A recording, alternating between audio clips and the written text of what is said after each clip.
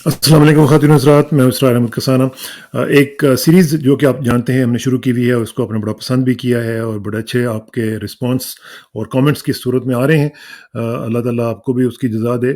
लेकिन ये चूँकि ज़रूरी है कि हम एक ओरल हिस्ट्री के तौर पर इसको प्रिज़र्व करें, क्योंकि जो चीज़ें हम किताबों में पढ़ते हैं, कई दफ़ा वो उसके अलावा बहुत सारी चीज़ें ऐसी होती हैं जो हमारी नज़रों से नहीं गुज़रती हैं। तो हमें बहुत ज़रूरी है कि हम उन चीज़ों को कलेक्ट कर लें, उन चीज़ों को देखें कि हमारी जो माज़ी की यादें हैं वो किस तरह की रही हैं, उनसे हम क्या सबक सीख सकते हैं, इफ़ एट ऑल अगर हम सबक सीखना चाहें, तो सबक सीख सकते हैं। तो इसका आज वही कंटिन्यूटी हम करेंगे और इन तमाम अमूर पे गुफ्तगू करने के लिए एज़ यूजुअल हमारे साथ मौजूद हैं जनाब शमशाद अहमद खान साहब, साबिक़ सेक्रेटरी ख़ारिजा। अस्सलाम वालेकुम शमशाद साहब। जी, वालेकुम अस्सलाम। शमशाद साहब, ये जो हमने सिलसिला शुरू किया हुआ है, एक तो ये है कि लोगों ने इसकी बड़ी पज़ीराई की है, बड़ा पसंद किया है। आपके कमेंट्स में मैं जब देखता हूँ तो बड़ा अच्छा, अल्लाह ताला के फ़ज़ल है कि आपके बारे में एक बड़ी जनरल एक बड़ी अच्छी ओपिनियन है। ये जो सिलसिला शुरू हमने किया था उसका बेसिकली मकसद यही था कि हम लोगों को बताएँ कि मुख्तलिफ़ अदवार में क्या-क्या होता रहा है, मुख्तलिफ़ जो लीडर्स हैं जिनके बारे में हो सकता है हमारी परसेप्शन कुछ और हो, ज लेकिन आपने चूँकि उनके साथ काम किया हुआ है, तो आप उनने उनको किसी और तरीके से देखा हो। तो हम पहुँचे थे भुट्टो साहब पे और मैं चाहूँगा कि एक तो भुट्टो साहब का भी थोड़ा-सा ज़िक्र कर दें और दूसरा मैं चाहूँगा कि ज़रा थोड़ा-सा हमें फ़ॉरेन सर्विस के बारे में भी बताएँ कि जब पाकिस्तान शुरू हुआ, तो पाकिस्तान के बनते ही फ़ॉरेन सर्विस जो थी, वो कैसा डिपार्टमेंट था? कौन-कौन से लोग थे जो जो स्टैंड आउट करते हैं उस ज़माने के लोगों में से? अगर आप चाहें तो उनका भी ज़रा थोड़ा-सा ज़िक्र कर दें जी प्लीज़। बहुत अच्छी बात की। बहुत बहुत अच्छा सवाल है इसरार आपकी तरफ से। मैं मिस कर गया था इस चीज़ को। और फ़ॉरेन सर्विस हमारे मुल्क की वो सर्विस है जो ब्यूरोक्रेसी जितना भी दूसरा है उसकी तरह नहीं है। हुँ, बल्कि मैं ये कहूँगा कि फ़ौज से ज़्यादा रियासत के साथ जो जुड़ी हुई है सर्विस वो पाकिस्तान की फ़ॉरेन सर्विस है। और ये फ़ॉरेन सर्विस के लोगों ने पाकिस्तान को शुरू से पहले दिन से यानी एक बेबस रियासत के तौर पर जो मुल्क पैदा हुआ था उसको एक आलमी मुकाम पे रखा। और फिर ऐसे-ऐसे वाक़यात फ़ॉरेन सर्विस ने किए थे हमारे आगा शाही बिलख़ुसूस कि चाइना को उसकी मुस्तकिल नशिस्त जो है यूनाइटेड नेशंस की वो दिलवाई। और फिर हमने अपना बांग्लादेश पे जो केस था वो चाइना की हुँ, मदद से भरपूर तरीके से लड़ा। तो बड़े बहुत वाक़यात हैं। हुँ, बिल्कुल हुँ, आपका मैं बताऊँ कि फ़ॉरेन सर्विस जो थी पाकिस्तान तो जब आज़ाद हुआ है कोई फ़ॉरेन सर्विस नहीं थी क्योंकि इंडिया भी एक कॉलोनी के तौर पर था। तो वहाँ भी या जो नेहरू था वो अपॉइंट किया करता था। बल्कि पिछले आखिरी 2 सालों में यानी 46-47 जो था नेहरू एक तरह से इंटरिम फॉरेन मिनिस्टर तो था लेकिन वो साथ वो प्राइम मिनिस्टर भी बना हुआ था जब पाकिस्तान और इंडिया डिवाइड हो रहे थे। तो जितने आईपीएस के लोग होते थे, आईसीएस जिसको कहा जाता था, वो इंटरव्यू इम्तिहान में आने के बाद उनका इंटरव्यू नेहरू खुद लेता था। आपको हैरानी होगी। बल्कि हमारे सुल्तान अहमद खान जो थे फॉरेन सेक्रेटरी उन्होंने अपनी बायोग्राफी में ये बात लिखी हुई है कि वो तो इंडियन आर्मी में सेलेक्ट हुए थे। फिर उन्होंने दो और अफसर थे इफ्तिखार अली और ये एक और थे। तो 3 आदमी जो इंडियन आर्मी से फिर इंडियन इधर सिविल फ़ॉरेन सर्विस में सर्विस में, ठीक। इंडियन सिविल सर्विस में और उसके लिए हुँ, नेहरू ने उनका इंटरव्यू किया था। तो बाद में फिर 47 के बाद वो पाकिस्तान आ गए थे फॉरेन सर्विस में। जी, तो जी। हमारे पाकिस्तान आज़ादी के वक़्त जो 5-6 इंडियन सिविल सर्विस के जायंट्स जो थे, उनमें इकरामुल्लाह सर-ए-फ़हरिस्त थे। ये वही इकरामुल्लाह हैं जिनकी बेगम शाइस्ता इकरामुल्लाह थीं। जी, जी। और ये इकरामुल्लाह हमारे पहले फॉरेन सेक्रेटरी बने थे और इनकी बेगम जो थी, उनकी बेटी जो थी वो फिर किंग हुसैन के भाई प्रिंस हसन के साथ उनकी शादी हुई। हसन और आज बिनतलाल जो थे। जी हाँ, वो है। तो ये इकरामुल्लाह थे और उसके उनका बाद नाम शायद फिर सरवत था मेरा ख़्याल है। उनका नाम सरवत जी तो नहीं था? सरवत, प्रिंसेस सरवत, जी हाँ, हाँ, प्रिंसेस सरवत। हाँ, सरवत। हाँ। हुँ, अच्छा, तो फिर ये इकरामुल्लाह के बाद जो थे 2 बेग ब्रदर्स होते थे हुँ, और जे रहीम होते थे, आगा हिलाली थे, एसके दिलवी। तो ये 6-7 लोग थे जो हमारे जायंट्स थे।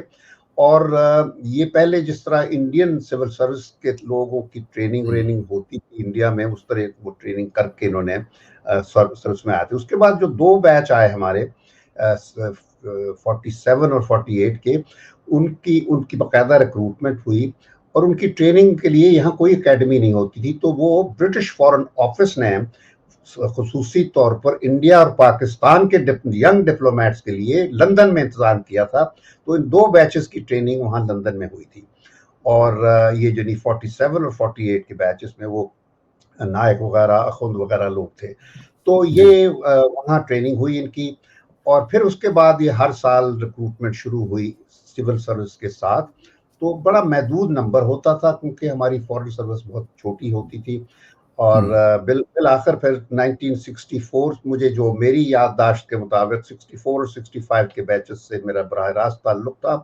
کیونکہ جب 64 کے بیچ میں ہمارے بڑے مشہور لوگ تھے، اور فورن سروس میں اس وقت تھے 5 لوگ، 2 ویسٹ پاکستان سے تھے اور 3 ایسٹ پاکستان سے، تو ویسٹ پاکستان سے دہلوی کے بیٹے تھے سعید دہلوی وہ تھے، اور ایک خالد محمود ہمارے ابھی بھی ہیں، وہ اسلام آباد اسٹڈیز ہیں وہاں ان کے چیئرمین ہیں، یہ دونوں 64 بیچ کے ہیں، اور مشرقی پاکستان کے فاروق سبحان ہوتا تھا، اور مستفیض ہوتا تھا، اور تیسرا محبوب الحق ہوتا تھا، یہ 3، تو اس طرح یہ دراصل 65 بیچ کے ساتھ انہوں نے ٹریننگ لی تھی ہمارے بیچ کے ساتھ، اور ان کے 64 بیچ کا جو سول سروس کا بیچ تھا، سول سروس کے لوگ تھے، اس میں شاہد حامد جو گورنر رہے وہ تھے، فاروق لغاری جو پریزیڈنٹ رہے، پھر عشرت حسین، اور اس طرح کے مشہور، پھر یعنی کافی بڑا بیچ تھا اور بڑے مشہور لوگ تھے، اور پھر ہمارا جو بیچ تھا یہ سب سے بڑا بیچ تھا، اس میں 30 سول سروس کے لوگ تھے اور 10 فورن سروس کے لوگ تھے، اور 10 سول سروس کے جو تھے ان میں 5 مشرقی پاکستان سے تھے، 5 ویسٹ پاکستان سے، تو جو ویسٹ پاکستان سے 5 تھے اس میں ایک انعام الحق ہے جو ابھی اسلام آباد میں ریٹائرڈ ہے، خالد ایک ہے ہمارا، خالد لڑکا نام پورا خالد سلیم، ہاں وہ ہے، تیسرا گل حنیف ہوتے تھے، فوت ہو گئے، اشرف جہانگیر قاضی تھے، ہیں ابھی بھی، اور 5واں میں تھا، تو اشرف صاحب آپ کے بیچ میٹ تھے قاضی صاحب؟ جی بالکل، اشرف، گل حنیف، انعام الحق، اور یہ کیا تھا بس ایک اور خالد سلیم، یہ 5 ہم لوگ تھے، اس میں سے گل حنیف بیچارہ چلا گیا ہے، تو 4 ابھی اپنی آخری دن پورے کر رہے ہیں، اور سچی بات تو ہے چاروں کے دل بہت خراب ہیں کہ جس سٹیج پر ہم پہنچ گئے ہیں اب ہمیں بس اب بالکل وہ رہی نہیں، سینس جو ہوتا ہے، ایک فیلنگ ہوتا ہے کہ ہم ایک آزاد مملکت کے شہری ہیں، اب وہ بالکل تعلق نہیں رہا ہمارا ذہن کا۔ اچھا، یہ تو اب جو مشرقی پاکستان سے 5 تھے ان میں خیر الانام ہے، ابھی بھی ہے، میرا اس سے تعلق ہے، ایک فضل الرحمان، ہم اس کو پیر صاحب کہا کرتے تھے، ہم نے نام ڈالے ہوئے تھے سب کے، تو کو ہم کٹھل کہتے تھے، وہ کٹھل ایک بنگلہ دیش کا تعلق ہوتا تھا وہ تھا، اور یہ فضل الرحمان بڑا مذہبی تھا، اس کو پیر صاحب کہتے تھے، ایک ہوتا تھا دوسرا وہ بڑا ویسٹرنائز تھا، اور وہ اس نے کہیں سوئس لڑکی سے پھر شادی کر کے وہیں باہر ہی کہیں رہتا ہے، پھر ایک قیوم تھا، اور اس طرح لوگ تھے، اور ایک خورشید حمید تھا، اس طرح 5 تھے، بڑا اچھا وقت تھا ہمارا۔ میں آپ کو بتاؤں ان دنوں میں جو فورن سیکرٹریز وغیرہ جو ہوتے تھے ان میں آپ کون سمجھتے ہیں کہ کون سٹینڈ آؤٹ کرتا ہے آج تک جو آپ جن کو سمجھتے ہیں؟ دیکھیں ان میں تو اکرام اللہ تو پہلے تھے، اس وجہ سے بہت ہی انہوں نے کیا، باقی ایس کے دہلوی تھے، کوئی اتنا وہ نہیں تھا، وہ ایمبیسڈر کے طور پہ اچھا رہے، پھر آغا ہلالی تھے، وہ بھی فورن سیکرٹری نہیں بنے، آغا شاہی ان کے چھوٹے بھائی جو تھے وہ بنے تھے، اور اصل تو آغا شاہی ہے اس زمانے کا، وہ بھی تو انڈین سول سروس کا ہی تھے اور پھر فورن سروس میں آ گئے تھے، تو یہ آغا شاہی ہے جو بہت پرومیننٹ طریقے سے انہوں نے رول ادا کیا، اور پھر فورن منسٹر بھی رہے بھٹو کے وقت اور ضیاء کے وقت۔ اور تو آغا شاہی صاحب کی کیا کوالٹی تھی جو جس کی وجہ سے وہ اتنے مشہور ہوئے اور اتنے زیادہ ان کا نام بھی ہے؟ دیکھیں یہ جو لوگ ہوتے ہیں نا وہ شادی نہیں کرتے، پھر آغا شاہی نے شادی نہیں کی تھی، تو ان کے پاس ہر وقت سوچ اصل کنسنٹریشن ہو جاتی ہے، اسی طرح پاکستان کے ساتھ شادی کر لی تھی نا، بس ہوتی، اور یعنی ان کے گھر جاتے تھے تو مجھے بڑا پسند کرتے تھے. اور اسی طرح صاحبزادہ یعقوب, تو یہ دونوں مجھے, میں ان کا فیوریٹ ہوتا تھا. اچھا, تو وہ شاہی کے گھر جب جاتے تھے ریٹائرمنٹ کے بعد نا, اکثر وہ میرے ساتھ رابطے میں رہتے تھے. میں جاتا تھا کانفرنس میں تو وہ مجھے ملتے تھے اور میری باتوں کی تعریف کیا کرتے تھے جو میں ریٹائرمنٹ کے بعد باتیں کیا کرتا تھا. تو ان کے گھر پہ سیڑھیوں پہ کتابوں کے انبار لگے ہوتے تھے. یہ میری, آپ کتابیں دیکھ رہے ہیں نا, میری تو یہاں الماری میں ہے, مجھے تلاش کرنا مشکل ہو جاتا ہے. تو ان کے سیڑھیوں پہ اخبار اور یہ رکھے تھے. لیکن بدقسمتی سے انہوں نے لکھا نہیں زیادہ, اور وہ زیادہ کام پریکٹیکل, کیونکہ ملٹی لیٹرل میں بہت وہ تھے. یعنی ان کی ساری جو پوسٹنگ تھی, چائنا بھی جو تھی وہ بنیادی طور پر ملٹی لیٹرل تھی, کہ انہوں نے چائنا کو جب چائنا انٹر ہوا یونائٹڈ نیشن میں, تو چائنیز نے ہمیں ریکویسٹ کی تھی کہ آپ کا جو سفیر ہے یہاں پر, جن کا تجربہ تھا یونائٹڈ میں, کہ اس کو ہم can we take him as part of our delegation to New York. تو وی الاؤڈ. تو بھٹو نے پھر ان کو خاص اجازت دی تھی. تو ان کے لیے, کیونکہ یہ بعد میں فیصلہ ہوا, تو آغا شاہی نے اسلام آباد سے یہاں سنکیانگ چلے گئے, وہاں سے چائنیز ڈیلیگیشن کا جہاز ان کو وہاں سے پک اپ کر کے نیو یارک گیا تھا. دیکھیے کیسے کیسے کارنامے تھے کہ چائنا نے یونائٹڈ نیشنز میں اپنی سیٹ کے لیے پاکستان کے سفیر کو اپنا ڈیلیگیشن کا ممبر بنایا تھا, اور وہاں جا کے ہمارے آغا شاہی صاحب نے ان کو باقاعدہ انسٹال کیا, ان کو بتایا ایپ کرنا ہے, یہ کرنا ہے.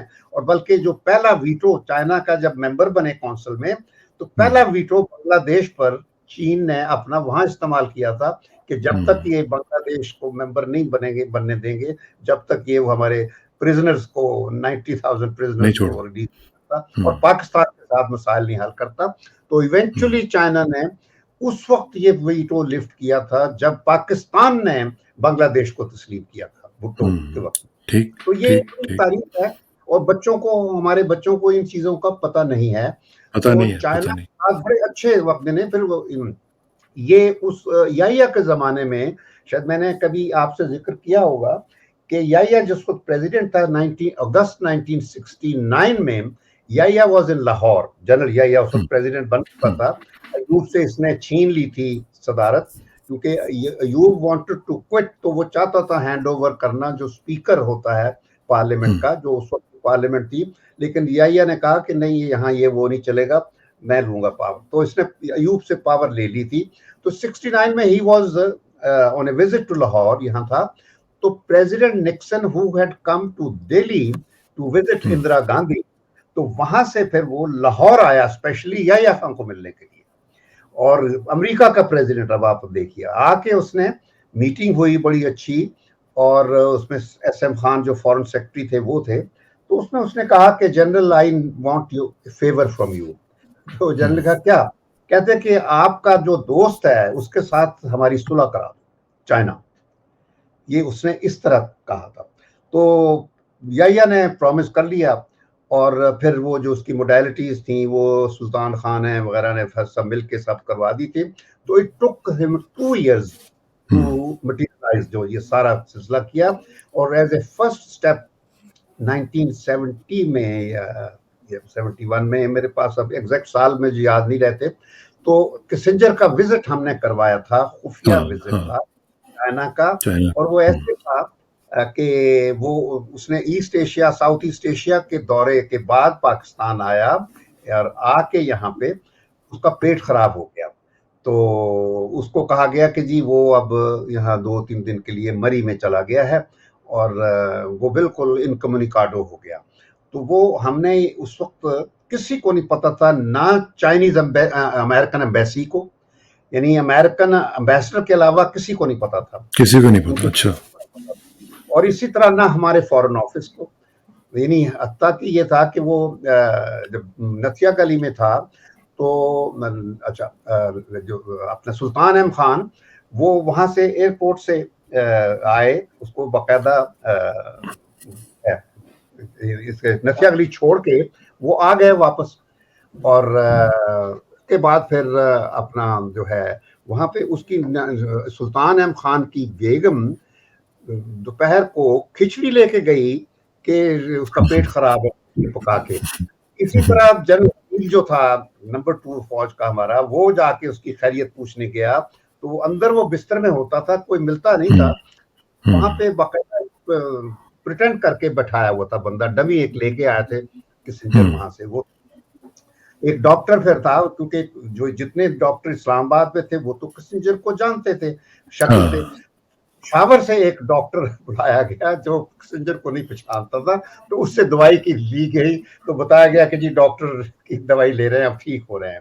तो जिस दिन वो दिल्ली के किसिंजर वापस पहुंचा, तो फिर उस दिन वो फिर सारा ये आके उसने मिला, पता चला कि जी बड़ी अच्छी बातचीत हो गई है। और फिर उसके बाद निक्सन का विजिट अरेंज किया गया, और फिर 70 तो फिर वो जो डमी किसिंजर था वो फिर उसका क्या बना, वो चला गया साथ ही? वो सब चले गए बिल्कुल आखिरी मीटिंग में। अच्छा। वो जाके, क्योंकि किसिंजर को ये कहा था अपना निक्सन ने कि हम अपने मुल्क में भी नहीं बता सकते थे, क्योंकि वहां भी रिएक्शन हो जाता। रिएक्शन हो जाता। ओके, ये वापस पहुंच गए तो, और फिर निक्सन का विजिट जब वर्कआउट हो रहा था, उस वक्त फिर डिक्लेयर किया गया किसिंजर मुलाकात करा है। तो यानी पाकिस्तान ने एक मिरेकल किया था उस वक्त हमारे लोगों ने। लेकिन शमशाद साहब, इसमें एक चीज मैं पूछना चाहूंगा कि ये जो आपने बताया कि ये जाहिर है कि एक टिल्ट शो करता है ना कि हम अमेरिका के साथ हमारे ताल्लुकात कितने अच्छे थे। ये जो अमेरिकन टिल्ट है ये पाकिस्तान के बनते ही शुरू हो गया था, क्योंकि मुझे इतना ही तो याद है कि 1954 और 1965 तक ये जो हमारा एक म्यूचुअल डिफेंस असिस्टेंस एग्रीमेंट भी जो है था वो भी साइन हो चुका हुआ था 1954 का। फिर हमने सीटो भी ज्वाइन कर लिया हुआ था, फिर सेंटो भी हमने 1954 में वगैरह में 55 में ज्वाइन कर लिया। फिर उसके बाद हमने सीटो किया, 55 में सेंटो किया, 55 में वो करके फिर 59 में हमने बायलैटरल एग्रीमेंट ऑफ कोऑपरेशन भी साइन कर लिया। तो ये सारी चीजें जो थी ये मतलब उससे पहले हो चुकी हुई थी। तो इसका मतलब है कि हम अमेरिकन कैंप में बाकायदा तौर पर पहले से शामिल थे, और अमेरिकन टिल्ट हमारे पाकिस्तान के बनते ही शुरू हो चुका हुआ था। Is that right? बिल्कुल थे, और उसकी वजह थी। एक तो वजह ये थी कि शुरू से पाकिस्तान को इंडिया का खतरा था कि इंडिया ने हमें जिंदा नहीं रहने देना। इंडिया ने भी कह दिया था कि 2-3 साल से ज्यादा मुल्क बाकी सरवाइव नहीं कर सकेगा, और दे विल बी बेगिंग अस कि भी हमें इंडियन डोमिनियन में वापस ले लो, तो ये 2-3 साल में हो जाएगा। ये सब पटेल ने भी कहा, इंडिया की कांग्रेस कमेटी ने कहा, तो दे वर वेरी कॉन्फिडेंट। तो हमें एक तरह से अपनी सिक्योरिटी और सर्वाइवल का पहले दिन से खतरा था, लेकिन हमारे पास ना कोई वसाइल थे, ना पैसा था, जिसकी वजह से हमें अमेरिका की तरफ राग़ब होना पड़ा। कायदे आज़म ने अपनी पसंद का सफ़ीर भेजा इस्फहानी वहाँ, और उस वक्त हमें यानी 10-15 मिलियन डॉलर की ज़रूरत थी, तो वो उसने पैदा किए वहाँ जाके। और फिर हमारा ख्वाहिश थी कि अमेरिका इनवाइट करे लियाकत को वहाँ आने की, ताकि हम और आगे बढ़ सकें अपने ताल्लुकात में। मगर अमेरिका पहले दिन से ही इंडिया की तरफ माइल था, ये मैं आपको बता दूं। और वो लियाकत को नहीं बुला रहे थे, उन्होंने नेहरू को इनविटेशन दी। हालांकि नेहरू जो था वो नॉन अलाइंड पॉलिसी अपना चुका था, उसने सोवियत यूनियन के साथ ताल्लुकात अच्छे बना लिए थे, स्टालिन के साथ पर्सनल ताल्लुकात थे। तो इस सिचुएशन में जब हमें अमेरिका का दावतनामा नहीं आ रहा था, तो ये मैं आपसे एक शेयर कर रहा हूँ जो लोगों को फिर नहीं पता कि 49 में सोवियत यूनियन अपना लियाकत अली खान गुजर रहे थे तेहरान से, लंदन जा रहे थे, कोई मीटिंग थी वहाँ लंदन में, तो उसके लिए वो रुके तेहरान में। वहाँ राजा मुज़फ़्फ़र अली थे हमारे सफ़ीर, उन्होंने रात का खाना किया हुआ था लियाकत के लिए।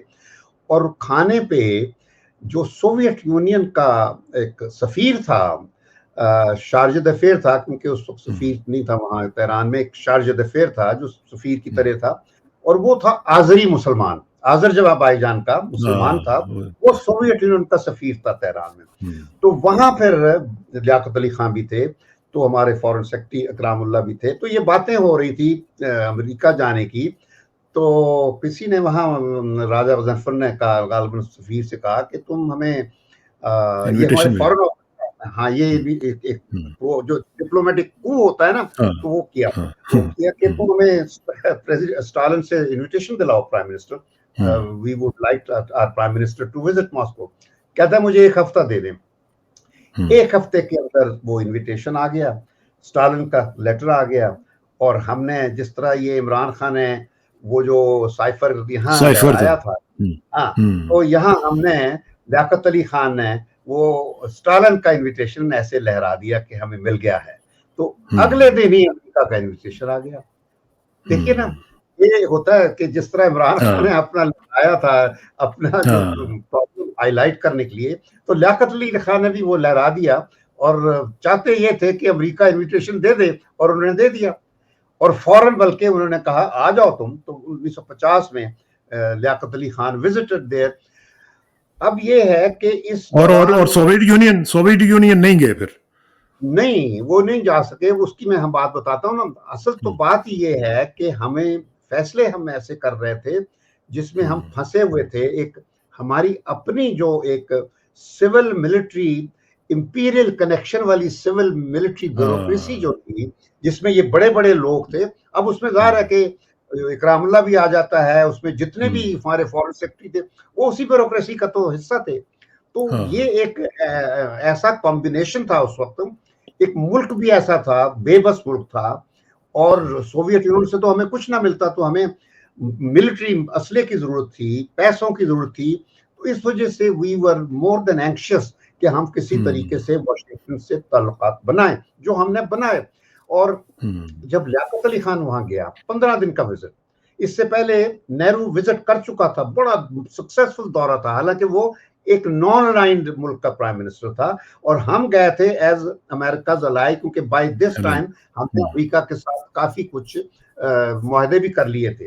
اچھا, جب وہ گیا تو وہاں ٹرومن نے کہا لیاقت علی سے کہ we want you to send your contingent, military contingent to Korea. Korea میں جنگ شروع ہو چکی تھی 50 میں. ہاں, امریکہ جو تھا they were involved, اور وہ چونکہ جنگ میں کمیونسٹ دوسری طرف شامل تھے, اور یہ وہ پھر نارتھ کوریا بننا تھا, تو وہ پھر انہوں نے کہا کہ اپنا فوجی دستہ دے دے. تو لیاقت نے بڑی پولائٹلی کہہ دیا کہ ہم نہیں کر سکتے, کیونکہ ایک تو ہمارے قائد کا یہ تھا فیصلہ کہ ہم نے جنگیں نہیں لڑنی کوئی بھی, یہ دیکھتے جائیے اب. تو اس نے کہا کہ ایبسولوٹلی ناٹ, یہ تھا, اس نے کہہ دیا. تو بس وہ اس پہ ہمارے جو سول ملٹری امپیریل کنیکشن والی جو بیوروکریسی تھی وہ بڑے پریشان ہو گئے کہ یہ کیا ہو گئی. جب لیاقت واپس آیا تو فارن آفس نے پھر اس کو مشورہ دیا کہ تم اب ماسکو جاؤ. تو وہ ماسکو 2 ہفتے بعد اس نے جانا تھا, تو ان 2 ہفتوں میں وہ یہاں مار دیا گیا. تو میں یہ نہیں کہتا کہ وہ امریکہ نے مارا, مارنے والے ہم ہوتے ہیں خود. ہر دفعہ سازش ہم لوگ کہہ دیتے ہیں کہ جی امریکہ نے کرائی, لیکن وہ سازش امریکہ کبھی نہیں کراتا, سازش ملک کے اندر ہوتی ہے. تو وہ کسی کو نہیں آج تک پتا چل سکا. آپ کو جتنے بھی اس طرح کے واقعات ہوئے ہیں اس کا کبھی نہیں پتا چلے گا. آپ کو یہ بھی نہیں پتا کہ بے نظیر بھٹو کو پرائم منسٹر, لوگ کہتے ہیں کہ یہ ہوا, تو وہ بھی پیچھے سے, پردے کے پیچھے سے امریکہ کے 2 سیکرٹری آئے تھے. تو وہ سازش نہیں, وہ تو آ کے فوج نے نیگوشیٹ کیا تھا نا. تو کسی نے تو آپ کے ہاں سے سازش کی تھی نا کہ الیکشن رزلٹ کچھ بھی ہو, مگر امریکہ کے ساتھ ساز باز کر کے بے نظیر بھٹو کو پرائم منسٹر بنا دیا گیا. اور لیکن یہ کہہ دیا کہ افغانستان اور نیوکلیر پہ بے نظیر بھٹو دخل اندازی نہ کرے, جو کہ اس نے کی, اور اس کے بعد پھر 1.5 سال بعد اس بھٹو کو اتار دیا گیا. وہ 90s کی دہائی کا میں بتا چکا ہوں, کیروسل چلتا رہا 3 سال کا. لیکن یہاں جو تھا, اب میں یہ کہنا چاہتا ہوں کہ لیاقت علی خان کا جو تھا نا سلسلہ, وہ تو مار دیا گیا, اور ہم پھر گہرے تعلقات ہوتے گئے. ہم نے پھر, آپ کو یاد ہوگا کہ آپ نے ہی بتا دیا کہ 54 میں ہم سیٹوں میں گئے, 55 میں سینٹو گئے, 1954 میں ہم نے امریکہ کے ساتھ ایک اور بلکہ پریزیڈنٹ نکسن نے تو پاکستان کو پھر موسٹ ایلائی بھی بنایا نا جی. بالکل وہ تھے. اور آپ نے لفظ ٹلٹ کی بات جو کی, انفیکٹ یایا کے لیے نکسن کا بہت پرومیننٹ ٹلٹ تھا. یایا کے ساتھ اس کے ذہنی طور پر اتنے تعلقات تھے. یعنی یو ول بی سرپرائز کہ میں 83 یا 84 میں جب یہ ریٹائرڈ تھا نکسن, تو نیو یارک میں تھا وہ رہتا. تو میں ایز کونسل جنرل گیا اور اس پہ کال کرنے, تو میری کوئی 1.5 گھنٹہ ملاقات ہوئی اس کے ساتھ. تو اس میں وہ یایا کے بارے میں باتیں کرتا رہا, اپنے دوستی کے ساری باتیں, اور یایا نے جو رول پلے کیا تھا نکسن کے ساتھ, نکسن کا وزٹ کا اپنا اس کا امریکہ کا, تو وہ کافی یایا کو پسند کرتا تھا. تو ٹلٹ تھا خاص یایا کے ساتھ.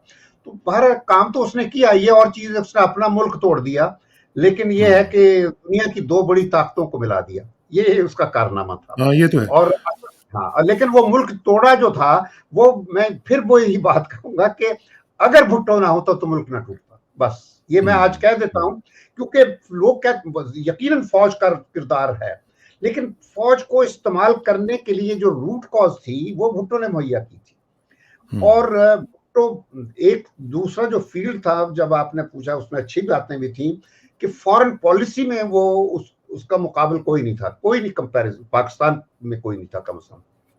تو وہ ایک اسٹرانگ تھا. لیکن بھٹو کی جب بات کر رہے ہیں تو میں جب وہ 3 سال اس کے ساتھ اٹیچ تھا، اس کے نوٹس لیا کرتا تھا، جتنے بھی مڈل ایسٹرن ڈگنیٹریز سے ملتی تھیں تو آئی واز میں اس کا ڈائریکٹر مڈل ایسٹ ہوتا تھا تو میں منٹس لیتا تھا، اور دوسرا ڈائریکٹر ریاض کھوکر ہوتا تھا، وہ سارے دوسرے جتنے بھی ہائی ڈگنیٹریز آتے تھے وہ ریاض کھوکر لیتا تھا. تو مجھے یاد ہے کہ ان دنوں یہ 75 کی بات ہے، کب کی مجھے یاد اب نہیں، کہ زلزلہ آیا تھا ناردرن ایریاز میں، بہت بڑا، اور اس کو نقصان ہوا. تو اس کے بعد عرب کے سفیر آنے شروع ہوئے پرائم منسٹر پہ ہمدردی کے کال کے طور پر. تو میں پھر جب لیتا تھا منٹس تو لیبیا کا امبیسڈر آیا، اس نے بھٹو کو 300 ملین کا چیک دیا، اور پھر اس کے بعد یو اے کا آیا، اس نے 100 ملین کا، قطر کا آیا 100 ملین کا. یہ 100 ملین ڈالرز کی بات کر رہے ہیں یا ان کے درہم وغیرہ یا ڈالر؟ جی ہاں 200 ملین اس کے کویت کے. تو یعنی یہ ٹوٹل 700 ملین ڈالر بنتے ہیں جو بھٹو کو چیکس دیے گئے. اور اتنے ہی میٹنگوں میں لکھتا گیا، اور میں جب منٹس ہمارے چلے جاتے تھے پرائم منسٹر کے دفتر، وہ پھر اپروو کرتے تھے. تو وہ بڑے عرصے کے بعد واپس جب آئے تو میں نے دیکھا ان میں وہ چیکوں کا ذکر سارا کاٹ دیا گیا تھا، کہیں ذکر نہیں، وہ نہیں ذکر کیا گیا.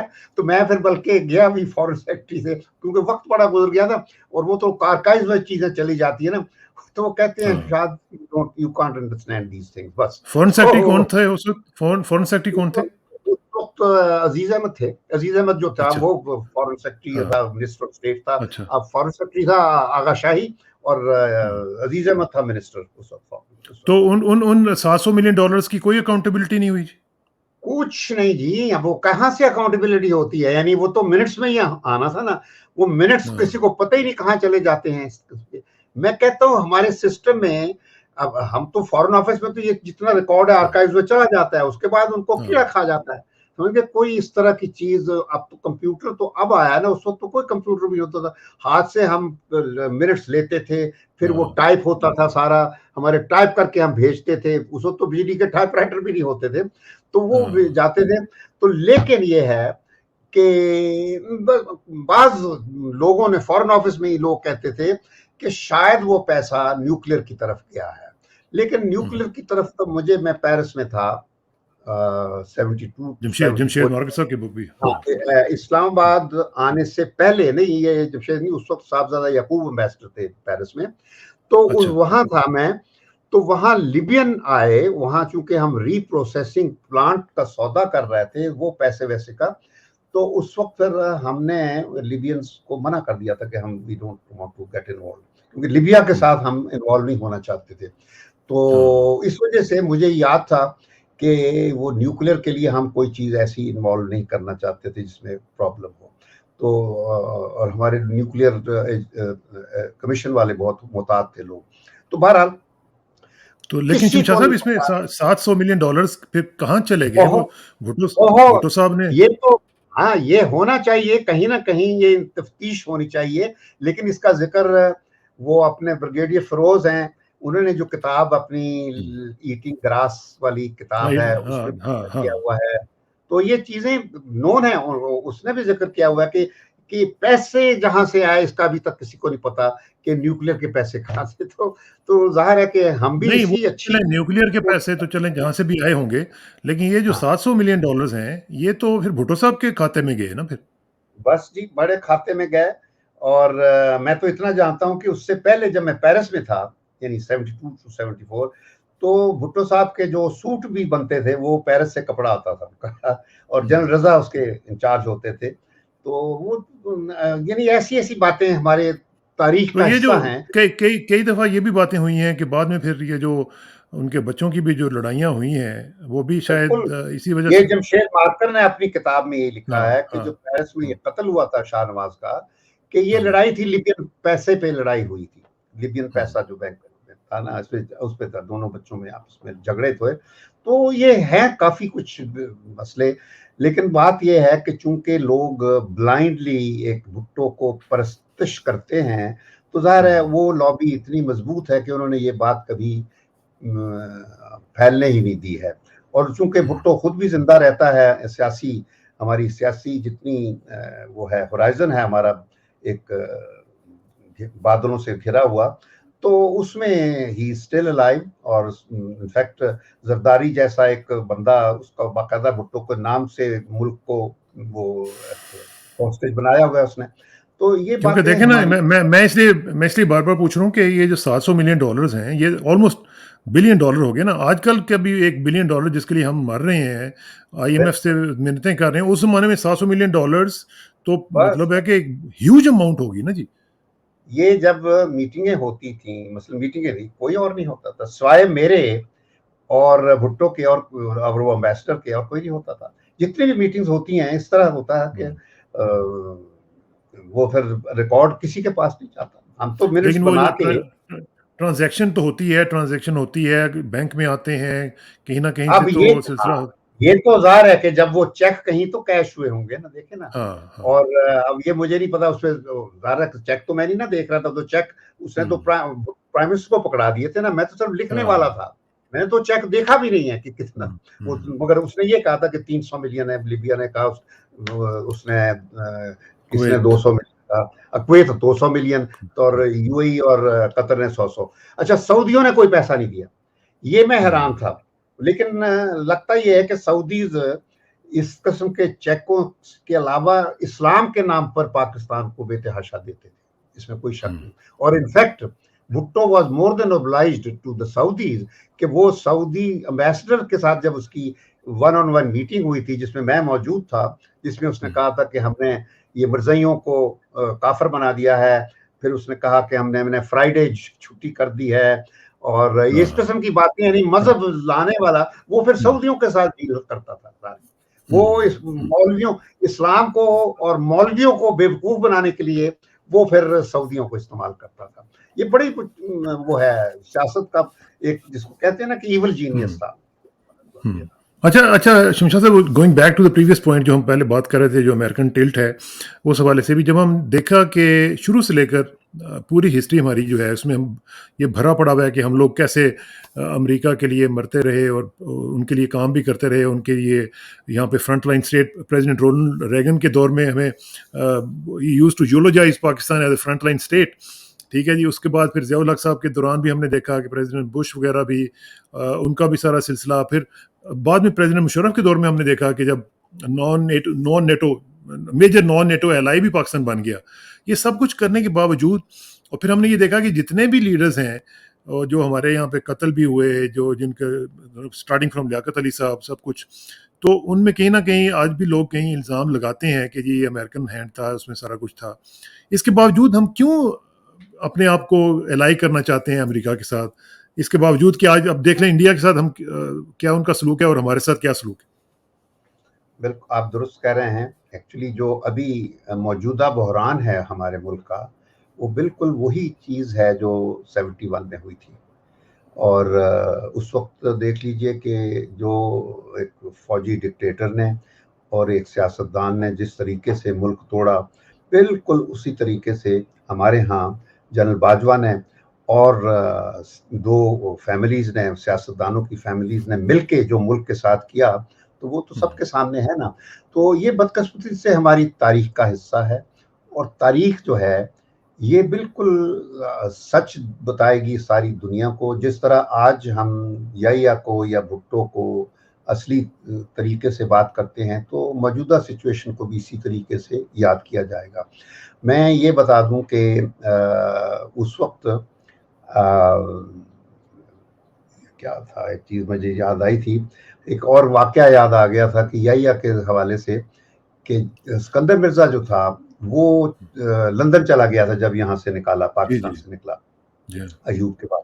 تو وہاں سے ریسٹورینٹ بنا ایک لی. دفعہ اسکندر مرزا نے یحییٰ کو خط لکھا کہ میں پاکستان آنا چاہتا ہوں، مجھے 1 مہینے کے لیے اجازت دیتی، کیونکہ اس کا ایک طرح سے نکالا ہوا تھا. تو یحییٰ نے اس کو جواب دے دیا کہ ابھی ذرا حالات مشکل ہیں، پھر جب ہوگا تو پھر دیکھیں گے، تو نہ کر دی. تو اس دوران میں شاہ نے بھی یحییٰ کو میسج بھیجا امیجیٹ، شاہ آف ایران، کیونکہ وہ یحییٰ کی بیوی جو تھی نا، اس کی اسکندر مرزا کی جو بیوی تھی وہ ایران کا جو فارن منسٹر تھا زاہدی، اس کی کزن تھی، اس کی بہن یا کزن تھی. تو اس نے شاہ نے لکھا یحییٰ کو. تو یحییٰ کا جرنیل ہوتا تھا پیرزادہ، جو ایک چمچہ، جو بیسیکلی رائٹ ہینڈ مین تھا یحییٰ کا. تو پیرزادہ نے اس کو لکھا شاہ کے جواب میں کہ بھئی وہی چیز جو کہ یحییٰ نے ایکسپلین کر دی تھی، مگر بڑے بھونڈے طریقے سے لکھا کہ سوری وی کانٹ لیٹ ہم کم. تو اس پہ شاہ آف ایران سیخ پا بہت ناراض ہو گیا، بہت زیادہ، پاکستان کے خلاف.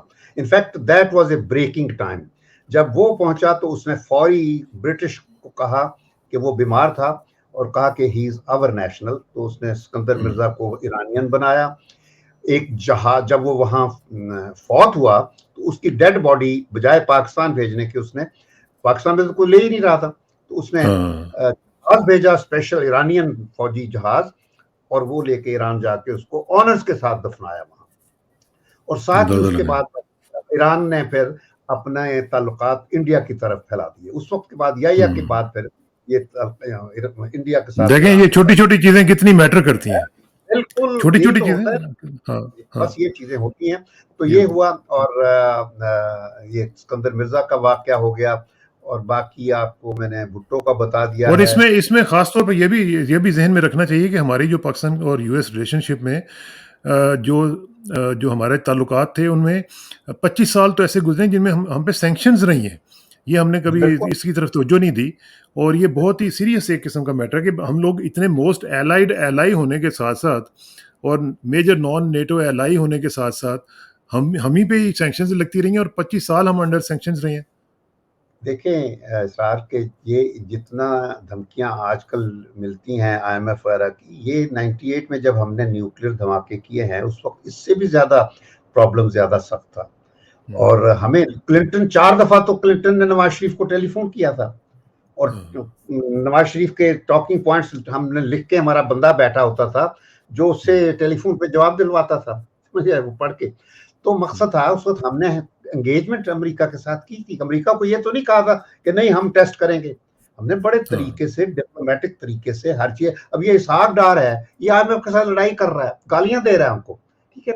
ہم نے تو صحافیوں کو تھپڑ مار رہے ہیں. ہاں، ہم نے کوئی ایسی بات نہیں کہی تھی. ہم نے پورے 17 دن انڈیا کے دھماکوں کے بعد 17 دن امریکہ کو انگیج رکھا. 4 دفعہ کلنٹن نے نواز شریف سے بات کی. ہر چیز نپی تلی ہوتی تھی جو کلوائی جاتی. ہم بیٹھتے تھے وہاں، بندہ بیٹھتا تھا ہمارا. اس کے بعد جو وہ تھا فارن آفس، اکانومی بھی ہم بعد میں جو میرے ڈائلاگس ہوا، ایکچولی اس وقت آئی ایم ایف کا جو پوائنٹ ہوتا تھا وہ ہماری بات چیت کا حصہ ہوتا تھا. اور ہم نے ریلیز کروائی جلدی بعد میں، جو ہیومینیٹیرین ایڈ تھی اور فوجی ایڈ تھی وہ ہم نے ریلیز کروا دی تھی. حالانکہ ہمیں سینکشن فوراً لگ گئی تھیں، اور دھمکیاں انہوں نے دی تھیں کہ تم نے اگر ٹیسٹ کیے تو ہم سے برا کوئی نہیں ہوگا. اتنی دھمکیاں دی تھی. مجھے جب میں چائنا سے واپس آیا ہوں تو مجھے دھمکی آتی تھی کہ کاٹ دیا گیا. میں اوپر جہاز میں جا کے بیٹھا، جمبو جیٹ اس وقت 2 منزلہ ہوتا تھا، تو وہاں وہ میں نے دیکھا، مجھے کسی نے میسج بھیجا نیچے سے کہ جی mister Shamshad you will be burnt alive baked and roasted. سمجھ گیا؟ تو وہ پتہ یہ چلا کہ کوئی بندہ آ کے میرے سٹاف افسر کو، جو سلمان بشیر تھا، اس کو دے گیا تھا کہ شمشاد صاحب کے لیے ذاتی پیغام میں بھجوا دینا. تو اس طرح دھمکیاں مجھے تھی، کیونکہ امریکنوں کو یہ پورا احساس تھا کہ سارا جو کر رہا ہوں وہ میں کر رہا ہوں. کیونکہ جب امریکن ایمبیسڈر کھانے پہ، اس نے وہاں سے 1-2 کانگریس مین بلائے تاکہ ہم پہ پریشر ڈالا جائے. مجھے بھی اس سے بلایا گیا. تو 2-3 بندے ہمارے اس میں مشاہد بھی تھا، ایک ریٹائرڈ جرنیل بھی تھے. 2-3 वो थे, तो वो 2-3 बंदे जो थे मुशाहद समेत, वो वहां उनकी बात, उनके मौक़िफ़ की हामी भर के मुझे प्रेशर में लाने के लिए बाकायदा इन्वॉल्व थे। मैंने कहा था कि ऐसी की तैसी, मैंने कभी नहीं मानना। भारत उनके साथ मैं कोई लड़ाई नहीं करता था, मैं सुन लेता था बात, अगर अपनी बात कर देते थे कि भी हम अपनी सोच रहे हैं, देखें जो हमारे मुफाद में जरूरी होगा, तो बड़े तरीके से हमने हैंडल किया। और हमने चाइना को भी जाके, मैंने खुद जाके ब्रीफ किया था कि हमने फैसला कर लिया है। उन्होंने कहा था कि ये तुम्हारा फैसला है, ये आप लोगों ने करना है, हम आपके साथ खड़े हैं और जो कुछ हमसे हो वो करेंगे, लेकिन ये जरूर बता देंगे कि आपको काफी मुश्किलात पड़ेंगी। ये चाइना ने हमें कह दिया था, बिल्कुल उस तरह जिस तरह तीनों हमारे सर्विस चीफ थे, जब फैसला करने का तीनों डीसीसी में उन्होंने यही कहा था कि भाई प्राइम मिनिस्टर को कि दिस इज योर डिसीजन, आप जरूर कीजिए, हमने तैयारी कर ली हुई है, लेकिन ये देख लें कि आपको कीमत बड़ी देनी पड़ी। जब मैं होता था तो मैं चूंकि एक सिविलियन जर्नैल था, उस वक्त मुझे फौजी सिविलियन जर्नैल कहते थे, तो मैं चूंकि सिविलियन जर्नैल था तो मुझ में वो फौज वाली बात नहीं थी। तो मैंने साहब कहा प्राइम मिनिस्टर साहब से कि प्राइम मिनिस्टर साहब, आजादी और सर्वाइवल की कोई कीमत नहीं होती, कोई कीमत नहीं। ने शाम को टेस्ट करवा दिए थे। तो मकसद मेरा कहने का है, ये फिर एक ऐसा वाकया आया हुआ जब मुझे किसी ने फिर जर्नैल कहा, वो था मुशर्रफ के वक्त, जब कारगिल के वक्त, जब मैंने ये वहां से निजात दिलवाई, फिर मुशर्रफ ने मेरे दफ्तर में बैठकर, राशिद कुरैशी और ये दोनों, मैं फॉरेन सेक्रेटरी के कमरे में बैठकर हमने वहां से अपने ट्रूप्स को डिसएंगेज करवाया पूरे कारगिल की हाइट से। मैं बाकायदा टेलीफोन पे राब्ता रख रहा था, तो मैंने जो अपना रोल किया, तो उस वक्त मुझे जर्नैल कहते थे कि हमें तो पता ही नहीं कि क्या हो रहा है, तो मुझसे पूछते थे वो। तो इस वक्त तरह मुझे उस वक्त उन्होंने जर्नैल बना दिया। तो ये किसी दिन मेरा ख्याल है कि हमें ये कारगिल के इशू के ऊपर भी गुफ्तगू करेंगे। जी बिल्कुल करेंगे, कारगिल पे भी करेंगे इंशाल्लाह। फर्ज अदा कर रहा था, बस ये है मैं मुल्क के लिए। और आज भी मैं यही है कि आज भी मुझे अगर जान भी देनी पड़ जाए अपनी रियासत के लिए, मुझे कोई उज़्र नहीं है। बस मैं अब सिर्फ मुझे अफसोस इतना है कि जिस तरीके से ये दो फैमिलीज ने इस मुल्क पर फिर से आकर तसल्लुत कायम कर लिया है और फौज की सपोर्ट के साथ, बस ये एक बहुत बड़ा एक दुख है। और अब मुझे यकीन है कि इस सारे मसले से भी निजात अगर मिलेगी तो वो फौज से ही मिलेगी, और तरीका कोई नहीं है। फौज ने ही इन फैमिलियों को संभालना है, इनके साथ जो सही सलूक फौज ही कर सकती है, और कोई नहीं कर सकता। बस ये, थैंक यू। अभी तक तो पता नहीं अब ये दुबई में क्या कुक होना है, वो भी देखेंगे, उसका यही तो बात है। ये तो कहानियां अब तो बहुत अजीब किस्म की चक हो रहे हैं, साजिशें बाइजेंटाइन इंट्रीज बन रही हैं, इसको कहते हैं बाइजेंटाइन इंट्रीज। और ये पहले भी था एक्चुअली, 2000 जब क्यानी था उस वक्त भी हमने तो टेस्ट कर दिए थे सारा तरीके, इंडिया और अमेरिका का न्यूक्लियर डील करवा दिया वियना में। और फिर एक मुझे इतना पता है कि डिफेंस कॉलेज में कहीं प्लानिंग डिप्टी चेयरमैन वगैरह से तकरीर करवा दी थी कि अब हम न्यूक्लियर को विथड्रॉ कर लेंगे। यानी असल जरदारी की कोशिश ये थी कि अब हम अपना जो न्यूक्लियर है सारा एसेट्स खत्म कर दें, ये शुरू से। और अब वो जा रहे हैं उस तरफ। मैं बताऊं दोनों, उस वक्त नवाज शरीफ तो खैर उसका रोल है उसमें टेस्ट करने में, मैं कहूंगा कि चाहे कुछ भी हो, उसके जितने सियासतदान थे 95% वो टेस्ट करना नहीं चाहते थे, मगर नवाज शरीफ को क्रेडिट जाता है कि उसने वो फैसला चीफ एग्जीक्यूटिव के तौर पर किया, और बड़ा दुलेर फैसला था। इस वजह से नवाज शरीफ को मैं एग्जेम्प्ट करता हूँ इससे। लेकिन ये जो जरदारी है, ये तो मुल्क बेच के कुछ पता नहीं है आपको क्या कर देगा। ये फिर इसका मतलब डीन्यूक्लियराइज भी कर सकते हैं। हर चीज मुमकिन है, हर चीज मुमकिन है। उसने करवाया, हुआ जिसने शहबाज गुल जो था हमारा एम्बेसडर, उससे कंसेंसस पे ज्वाइन करवा लिया था, वो जरदारी ने करवाया था। हमने 30 एम्बेसडर, रिटायर्ड एम्बेसडरों ने हमने प्रोटेस्ट किया था बाकायदा। ये कुछ सीक्रेट बात नहीं है, हमने यहाँ बाकायदा लेटर ड्राफ्ट करके, वो हिस्सा है प्रेस में, इस पे गुफ्तगू जारी रहेगी। मैं इसरार एक चीज आखिरी बात ये कहना चाहता हूँ, हमें बाहर से कोई खतरा कभी नहीं रहा। मैं जब रिटायर होके आया था तो मैंने अंदर आके देखा کہ اتنی گرد اور ابر آلود فضا میں نے اپنے ناک سے سونگھی. میں نے کہا ہمارا تو فورن پالیسی کا ایشو ہی کوئی نہیں ہے, سارے مسئلے ملک کے اندر ہیں. یہ میں 2005 کی بات کر رہا ہوں, اور بالکل آج بھی وہی حال ہے. آپ کو انڈیا کی طرف سے کوئی خطرہ نہیں رہا جب سے نیوکلیئر طاقت بنے ہیں. امریکہ کی طرف سے کوئی خطرہ نہیں رہا. میں بتا رہا ہوں, ابھی بھی آپ امریکہ کی کل ایک آئی ہے جس نے کہا کہ ہم پاکستان کو ختم کرنا چاہتے ہیں مگر مسئلہ پاکستان کی نیوکلیئر ہے. تو ابھی پریشر ہے آپ پر, اور یہ سودا کرنے والی فیملیاں ہیں. سودا آج کر لیں, جہاں جس کیمپ میں اسحاق ڈار ہوگا وہ سمجھ لیجئے کہ وہاں ملک کی ہر چیز بک سکتی ہے. بس ڈالر بک رہی ہیں, اور بک رہی ہیں. کراچی پورٹ بک گئی ہے, باقی جو پورٹس ہیں وہ بھی ایسے ایئرپورٹس بھی چلے جائیں گے. اللہ خیر کرے. شمشاد صاحب, اللہ تعالیٰ بچائے ان سے, اور اللہ تعالیٰ پاکستان کی حفاظت کرے. دیکھیں, اللہ تعالیٰ سے ضرور دعا مانگیں. آج تو ویسے بھی عرفات کا دن آنے والا ہے کل, لیکن یہی ہے کہ اللہ کے فرشتے جو ہیں نا سارے کے سارے, وہ سب اس وقت یورپ اور امریکہ میں مصروف ہیں, کیونکہ وہاں وہ سب اچھے کام ہو رہے ہیں جو اللہ تعالیٰ نے ہمیں کہے تھے. ہم تو اپنے اللہ تعالیٰ کے سارے جو باتیں ہمیں کہی گئی تھی, ہم کبھی اس پہ کیا ہی نہیں ہے. اور ہم نے بدعہدی کی ہے نا جی, ہم نے بدعہدی کی اور اس کی سزا بھگت رہے ہیں.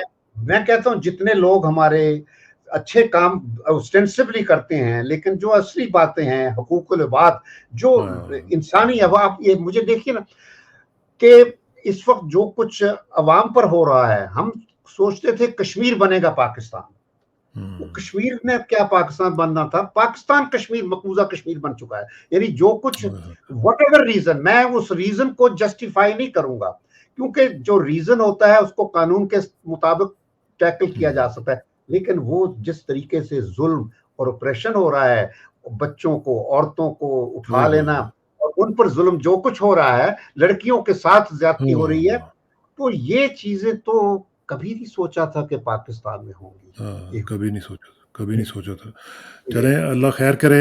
شمشاد صاحب, آپ کا بہت بہت شکریہ. انشاءاللہ رابطہ رہے گا. اور میں یہ کہنا چاہتا ہوں کہ دیکھیں, جو فوج ہوتی ہے وہ ریاست کے لیے ہوتی ہے, فوج عوام کے لیے ہوتی ہے.